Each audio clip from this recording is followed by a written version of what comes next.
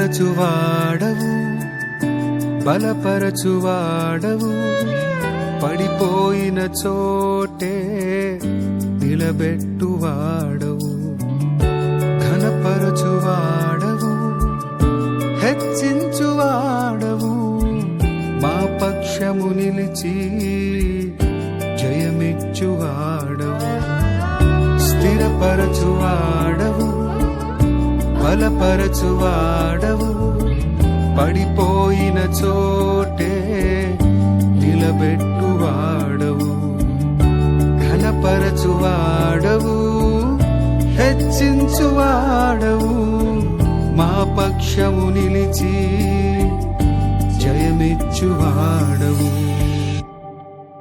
ఏమైనా చేయగలవు, కథ మొత్తం మార్చగలవు, నీ నామముకే మహిమంతా తెచ్చుకొందువు.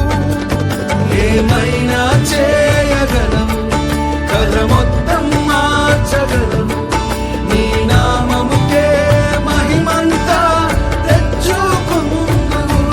యేసయ్యా, యేసయ్యా,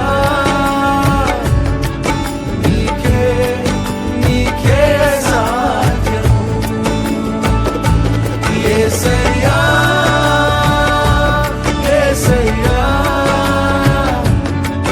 నీకే సాధ్యము.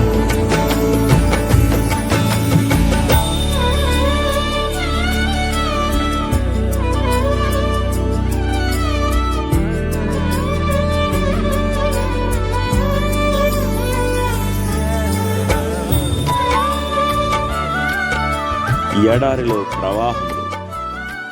40 ఏండ్లు జరిగిన పిమ్మట ప్రభుదూత సీనాయి పర్వతారణ్యంలో మండుచున్న ఒక పొదయందు అతనికి కనబడి, ఐగుప్తులోనున్న నా ప్రజలు మూలుగులను వింటిని కనుక వారిని విడిపింప వచ్చితిని. ఇప్పుడు రమ్ము, నేను నిన్ను ఐగుప్తులోనికి పంపెదనని చెప్పాను.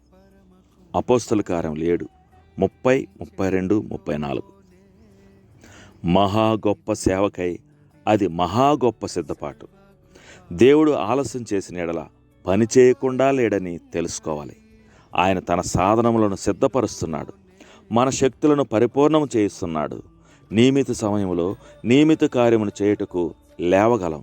నజరేయుడైన యేసు కూడా తన సేవను ప్రారంభించుటకు పూర్వం 30 ఏండ్లు ప్రత్యేకంగాను సిద్ధపడవలసి వచ్చింది. దేవుడు ఏ విషయంలోనూ త్వరపడడు. తాను అధికముగా ఉపయోగించుకుని వారిని సిద్ధపరచుటకు చాలా ఏండ్లు తీసుకుంటాడు. ఆ సిద్ధపాటు దినములు చాలా దీర్ఘకాలమని కానీ నిష్ప్రయోజనమైనవని కానీ భావింపడు. శ్రమ విషయంలో దీర్ఘకాలముగా మనకు అగుపడును. ఒక చిన్న పదునైన కోత త్వరగా తగలవచ్చు, అయితే దాని బాధ కొన్ని దినముల వరకు పోకపోవచ్చును. మన జీవితంలో సంభవించు పరీక్షలను అకస్మాత్తుగా రావచ్చును. అయినను అవి ఏండ్ల తరబడి మనకు వేదనను బాధనను కలిగించుచుండును. ఆయన కంసాలి వలె కొలిం వద్ద కూర్చుండి ఆ లోహము ఆయన మనస్సులో ఉద్దేశించిన ఆభరణం వలె తయారగు వరకు కొలిములోను తన సుత్తి కిందను ఉంచును.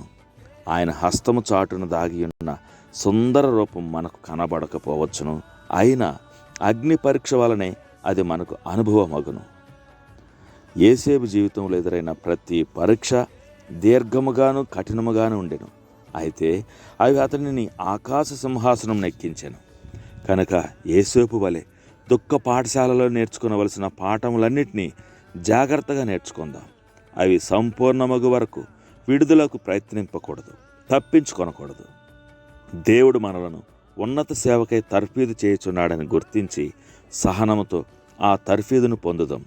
మనము సింహాసనం ఎక్కవలసిన సమయం వచ్చినప్పుడు ఎవరినూ అడ్డగింపలేరు. దేవుని రేపటిని ఈనాడే దొంగిలించవద్దు. ఆయన ఎన్నటికీ ఆలస్యంగా రాడు. ఉత్తమమైన సమయం ఆయనకు తెలియను. ఆయన వచ్చు వరకు వ్యర్థంగా విసిగిపోవద్దు. గడియారపు 2 ముళ్ళును కలిసి కార్యం చేయు సమయమును సరిగా చూడవలెను.